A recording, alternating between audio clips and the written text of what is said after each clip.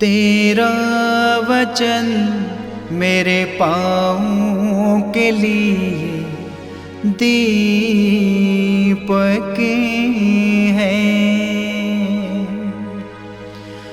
और मेरे मार्ग का उजियाला है। तेरा वचन मेरे पाँव के लिए दीपक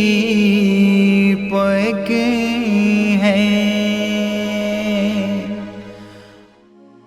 पहला पाठ संत यूहन्ना का पहला पत्र अध्याय 5 पद संख्या 14 से 21 तक। हमें ईश्वर पर यह भरोसा है कि यदि हम उनके इच्छा अनुसार उससे कुछ भी मांगते हैं तो वह हमारी सुनता है।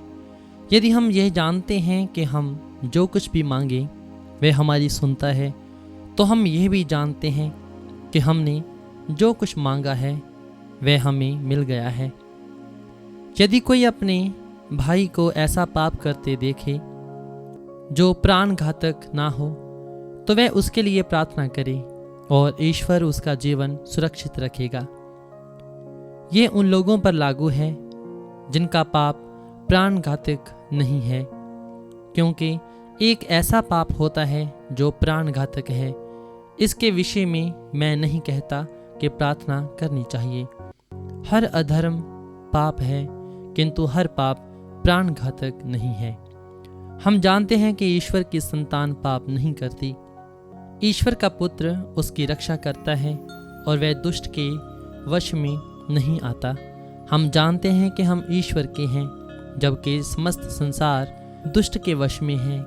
हम जानते हैं कि ईश्वर का पुत्र आया है और उसने हमें सच्चे ईश्वर को पहचानने का विवेक दिया है, और हम सच्चे ईश्वर में निवास करते हैं क्योंकि हम उसके पुत्र ईसा मसीह में निवास करते हैं।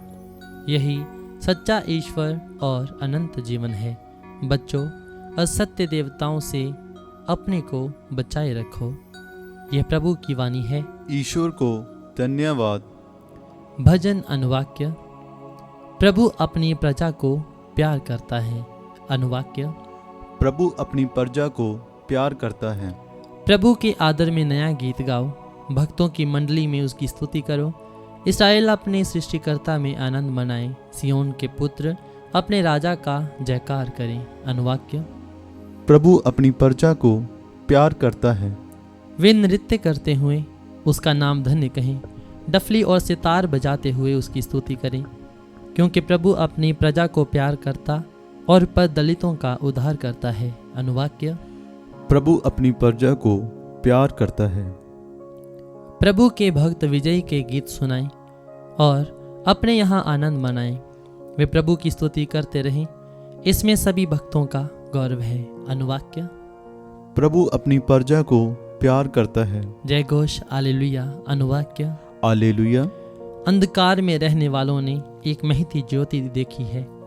मृत्यु के अंधकार में परदेश में बैठने वालों पर ज्योति का उदय हुआ है। अनुवाक्य। हालेलुया। संत यूहन्ना रचित पवित्र सुसमाचार अध्याय 3 पद संख्या 22 से 30 तक। इसके बाद यीशु अपने शिष्यों के साथ यहूदिया प्रदेश आए। वे उनके साथ वहां रह गए और बपतिस्मा देने लगे। यूहन्ना भी सलीम के निकट एनोन में बपतिस्मा दे रहा था, क्योंकि वहां बहुत पानी था।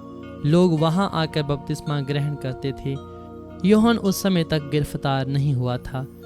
यूहन्ना के शिष्यों और यहूदियों में शुद्धिकरण के विषय में विवाद छिड़ गया।